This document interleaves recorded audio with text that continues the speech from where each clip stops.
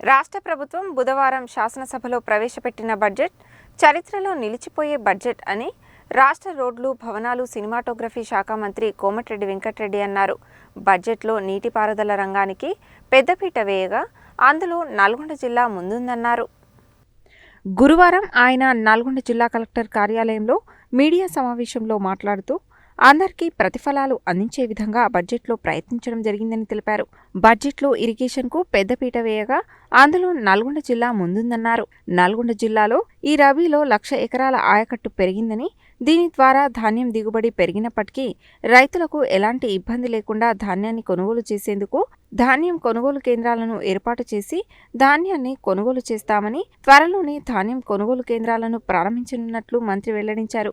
బ్రాహ్మణ వెల్లంలకు బడ్జెట్లో రెండింతలు నిధులు పెంచడం జరిగిందని, బ్రాహ్మణ వెల్లంలలోని నీళ్లు నింపడం ద్వారా భూగర్భ జలాలు పెరిగాయని, కాలువలు, ప్రాజెక్టు పనులు పూర్తి చేసేందుకు గాను 37 కోట్ల రూపాయలను విడుదల చేయడం జరిగిందని, డిసెంబర్ నాటికి 1,00,000 ఎకరాలకు నీరివ్వాలన్న లక్ష్యాన్ని పూర్తి చేస్తామని మంత్రి తెలిపారు. ఎస్ఎల్బీసీలో ప్రమాదం జరిగి 8 మంది చనిపోవడం బాధాకరమని అన్నారు. పాఠశాల విద్యలో భాగంగా 11,000 కోట్ల రూపాయలతో 58 ఇంటిగ్రేటెడ్ పాఠశాలలు ఒక్కొక్కటి 200 కోట్లతో నిర్మిస్తున్నామని, ఇందులో ఎస్సీ, ఎస్టీ, బీసీ, మైనారిటీ అన్ని వర్గాల పిల్లలకు 6 నుండి 12వ తరగతి వరకు ఉచిత విద్యను అందించడం జరుగుతుందని, ధనవంతుల పిల్లలు చదువుకున్నట్లుగానే ఈ పాఠశాలల్లో పిల్లలు చదువుకోవచ్చని స్పష్టం చేశారు. వృత్తి, విద్యా, ఉపాధి అవకాశాలలో భాగంగా రాష్ట్ర వ్యాప్తంగా ఏటీసీలను మంజూరు చేయడం జరిగిందని, నల్గొండలో 75 కోట్ల రూపాయలతో నిర్మించిన ఏటీసీలు సిద్ధంగా ఉన్నాయని తెలిపారు. యువతకు ఉద్యోగ అవకాశాలలో భాగంగా స్కిల్ యూనివర్సిటీ, జాబ్ మేళాలు నిర్వహిస్తున్నామని చెప్పారు.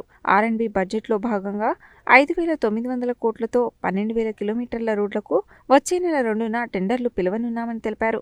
నూతన హైకోర్టు భవనాన్ని 2,700 కోట్లతో ఉస్మానియా ఆసుపత్రి నూతన భవనాన్ని నిర్మించనున్నామని చెప్పారు. రుణమాఫీ కింద నల్గొండ జిల్లాలో 2,400 కోట్లు మాఫీ చేయడం జరిగిందని అన్నారు.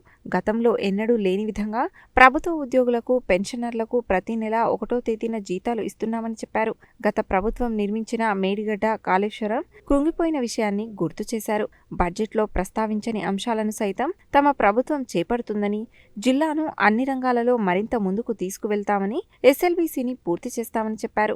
గత ప్రభుత్వం జిల్లాలో 973 ఇండ్లు కట్టినప్పటికీ ఏ ఒక్క గృహప్రవేశం చేయలేదని, కానీ తాము అధికారంలోకి వచ్చిన తరువాత నియోజకవర్గానికి 3,500 ఇండ్లు మంజూరు చేయడం జరిగిందన్నారు. ఈ వేసవిలో 1 ఎకరం పంట కూడా ఎండిపోకుండా రబీ పంటలకు సాగునీరు అందిస్తున్నామని, అలాగే తాగునీటికి, విద్యుత్తుకు ఇబ్బందులు లేకుండా ఎప్పటికప్పుడు అధికారులతో సమీక్ష నిర్వహించి చర్యలు తీసుకుంటున్నామని మంత్రి స్పష్టం చేశారు. జిల్లా కలెక్టర్ ఇలా త్రిపాఠి, జిల్లా ఎస్పీ శరత్చంద్ర పవార్ ఈ ప్రెస్ మీట్లో ఉన్నారు. అనంతరం మంత్రి పలువురు నుండి వినతి పత్రాలు స్వీకరించారు. మన జిల్లాలో చాలా మందికి రావడం జరిగింది. రుణమాఫీ 2 లక్షల రుణమాఫీ దాదాపు 2,400 కోట్ల వరకు మన జిల్లాలో హైయెస్ట్, అందరికంటే ఎక్కువ రుణమాఫీ. ఎక్కడైనా ప్రతిపక్షాలు మాట్లాడినప్పుడు మాకు నవ్వొస్తుంది. 2 లక్షల రుణమాఫీ ఎక్కడైనా జరుగుతుందా? 2 లక్షలు, 1,90,000, 1,70,000, 1,00,000 రూపాయలు, ఈ విధంగా ఈ కార్యక్రమాలు 2 లక్షల రూపాయల రుణమాఫీ ఇక్కడ చేయలేదు దేశంలో. దాంతోపాటు 56,000 ఉద్యోగ ఖాళీలు ఫిలప్ చేసి అందరూ కూడా ఇలా ఉద్యోగాలు చేసుకుంటున్నారు, శాలరీలు తీసుకుంటున్నారు. పాత ఎంప్లాయీలు కూడా ఫస్ట్కే శాలరీలు తీసుకుంటున్నారు. ముఖ్యంగా నల్గొండ జిల్లాని అన్ని రంగాల్లో ముందు తీసుకొస్తూ ఎస్ఎల్బీసీ టన్నులు తాత్కాలికంగా ఇబ్బంది ఉన్నా దాన్ని కూడా పూర్తి చేస్తామని ఇక్కడ ప్రతిపక్షాలు కూడా విజ్ఞప్తి చేస్తున్నాం. మీరు 10 ఏళ్ళలో మీరు ఏం చేసినా ఒక్క డబుల్ బెడ్రూమ్ ఇళ్ళన్నా కట్టిందా? Nalgonda town Nalgonda constituency example తీసుకుంటే 973 ఇళ్ళు కట్టి ఎవరు గృహప్రవేశం చేయలేదు. కొంతమందికి అలాట్మెంట్ ఇచ్చింది కానీ మిగిలిన వారు సగం మందికి అలాట్మెంటే లేదు. ఇప్పుడు మా కలెక్టర్ గారికి చెప్పి దాని అంతా రిపేర్కి ఎంతైతే ఎస్టిమేషన్ వేసుకొని ఆ ఇండ్లు పంచుకుంటూ మళ్ళీ 3,500 ఇండ్లు నేను మళ్ళీ నా కోటాతో పాటు అర్బన్ కోటా కూడా ఎక్స్ట్రా ఇచ్చి ఇళ్ల స్థలాలు ఇచ్చి చేసే విధంగా ప్రయత్నం చేస్తాం. నిరుద్యోగులకు సంబంధించిన వాళ్ళ ట్రైనింగ్ కొడుకోవడానికి స్కిల్ యూనివర్సిటీ కానివ్వండి, ఇక్కడ ఒక జాబ్ మేళాలు పెట్టడం కానివ్వండి, ఒక నల్గొండనే కాదు తెలంగాణ టార్గెట్గా పనిచేస్తూ నల్గొండని ముందు వరుసలో నిలిచాలన్నది మా లక్ష్యం. ఈసారి నల్గొండలో ఉన్న పెండింగ్ డిండి ప్రాజెక్టు బ్రాహ్మణులను పూర్తి చేయడం, సొరంగ మార్గాన్ని 3-4 నెలల్లోనే ఆల్టర్నేట్గా కొన్ని సైడ్కి వెళ్ళి తీయాలని చెప్పి కొన్ని ఆలోచన ఉన్నది. దాని మీద ఉత్తమ్ కుమార్ రెడ్డి గారు ఇస్తున్నాం, రెగ్యులర్గా ఫాలోఅప్ చేస్తున్నాం. ఇంకొక విషయం ఏంటంటే సాగర్ అని ఏఎంఆర్పి ఆయకట్టు రైతులకు మీ అందరికీ హామీ ఇస్తున్నాం. కలెక్టర్ గారు, మా ఇరిగేషన్ అధికారులు, రెవెన్యూ అధికారులు ఎప్పటికప్పుడు మానిటర్ చేస్తున్నారు. మీరు ఎవ్వరు కూడా భయపడాల్సిన అవసరం లేదు. ఒకవైపు ఎండాకాలంలో మంచినీళ్ళకు ఇబ్బంది లేకుండా వాటిని కాపాడుతూ శ్రీశైలం సాగర్ ద్వారా ఎక్కడైతే బంద్ అయిందో దాని వెంబడే పానగలు నింపుకొని 1 ఎకరం ఎండిపోకుండా ఇచ్చే బాధ్యత మాదే. ప్లస్ సమ్మర్లో కూడా మంచినీటి కొరత రాకుండా ఇప్పటికెళ్ళే యాక్షన్ ప్లాన్ తయారు చేసుకున్నాం. కేసీఆర్ కొడుకు అంటాడు తప్ప కేటీఆర్ అంటే ఆయన ప్రజానాయకుడా, మాలాగా ప్రజలకెళ్ళి వచ్చిన నాయకుడా, తెలంగాణ ఉద్యమం చేసిన నాయకుడా, తండ్రి చాటు కొడుకు, ఆయనే వర్కింగ్ ప్రెసిడెంట్, ఆయనే ముఖ్యమంత్రి. ఆయన ప్రభుత్వం ఉన్నప్పుడు ఆయన ఫామ్ హౌస్కు ప్రగతి భవన్ పరిమితం అయితే రాజ్యం యువరాజులాగా నడిపించుకుంది ఈయనే. ఆయన ఇవాళ నల్గొండ జిల్లాకు వచ్చి రాజకీయాల ఉనమాలు తెలియని వ్యక్తి ఏదో అమెరికాలో చదువుకొచ్చి అప్పుడు వాళ్ళ ఆయన మంత్రిగా ఉంది కాబట్టి 4 అక్షరాలు ఇంగ్లీష్లో మాట్లాడితే పెద్ద లీడర్ అనుకుంటున్నాను.